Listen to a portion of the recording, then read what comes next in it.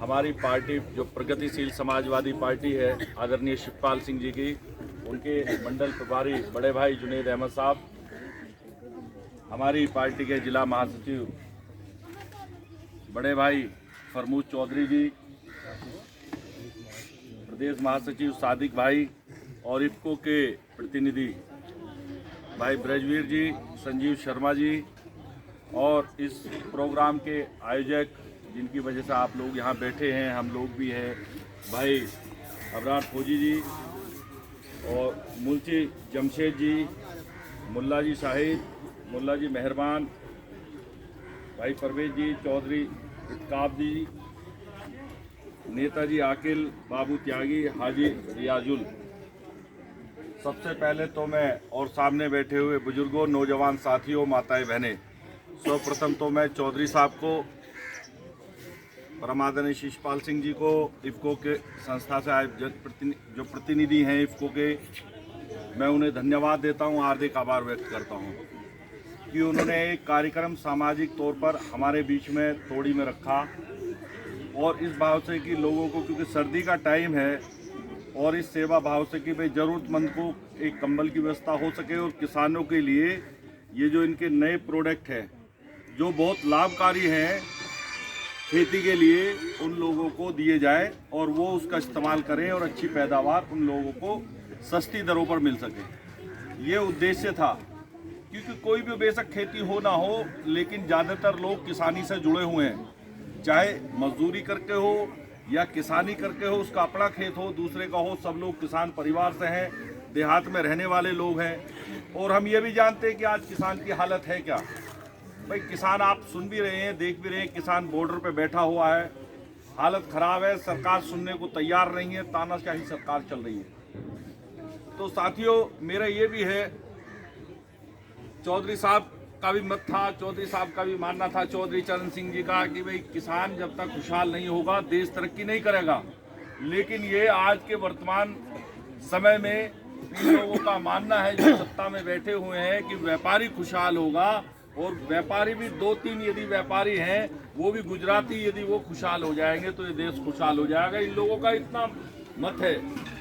और उनके बाद यदि कोई हमदर्द नेता कोई आया, चौधरी साहब के बाद यदि कोई आया तो मुलायम सिंह जी थे, और मुलायम सिंह के बाद यदि कोई है जो जमीनी नेता है, शिवपाल सिंह यादव है।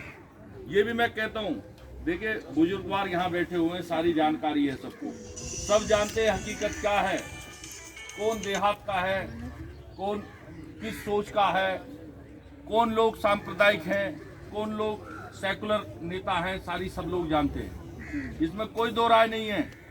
हमारे बुजुर्गों ने देखा है, पहले से पूर्व से देखते आ रहे हैं क्या स्थिति है।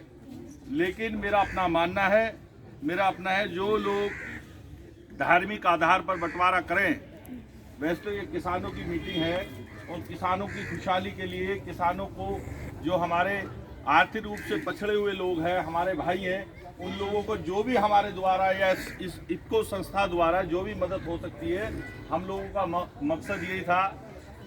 बड़े भाई अबरार जी से हमने कहा कि हम लोग इस तरह की व्यवस्था कर सकते हैं इफ्को की मदद से। हमारी पार्टी जगह जगह गाँवों में जा रही है। हमारी पार्टी जो प्रगतिशील समाजवादी पार्टी है, उसका एक प्रोग्राम है गाँव गाँव पाँव पाँव। उसका भी मकसद यही है कि भाई किसानों से हम लोग मिलें, अपनी बात उन्हें बताएं और उनकी हम लोग सुने, और फिर जो समस्याएं निकल कर आए उनके निराकरण के लिए हम लोग जिला प्रशासन या सरकार में अपनी बात को रखें मजबूती से कि भाई ये समस्याएं हैं, चाहे स्थानीय तौर पर हो या जिले या प्रदेश लेवल पर हो, ये हमारी पार्टी करने जा रही है। तो उसी के क्रम में हमने निवेदन इफ्को से किया कि भाई इस तरह का प्रोग्राम इन लोगों ने यहाँ प्रोग्राम करा।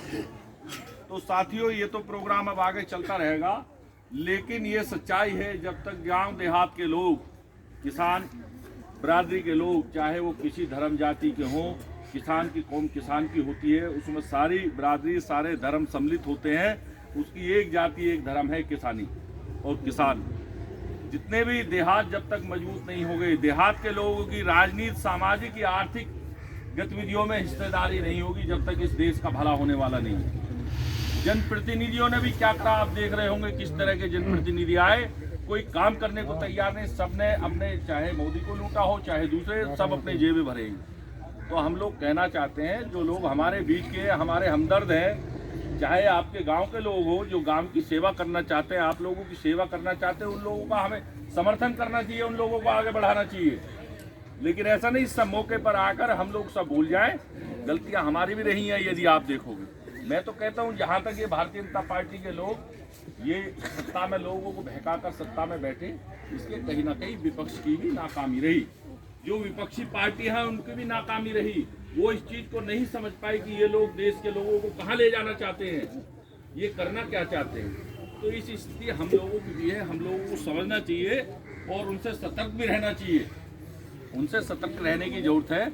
और अंत में मैं ये कहता हूँ, जैसा इस तरह का प्रोग्राम आज इसको द्वारा है, लगातार आने वाले दिनों में भी इस तरह का हम लोगों का सहयोग करें, आपको कुछ लाभ मिले, कुछ खुशहाली आपकी हो, आप किसानी में भी, अपने दूसरे रोजगार में भी, अपनी जो दूसरी मजदूरी के काम है उसमें भी आप लोग आगे बढ़ें, तरक्की करें, बच्चे पढ़े लिखें, स्वास्थ्य अच्छा हो, स्वास्थ्य की सुविधाएं मिलनी चाहिए। ये मेरा अपना मानना है और यही मैं अपनी वाणी को विराम देता हूँ। जय हिंद, जय समाजवाद।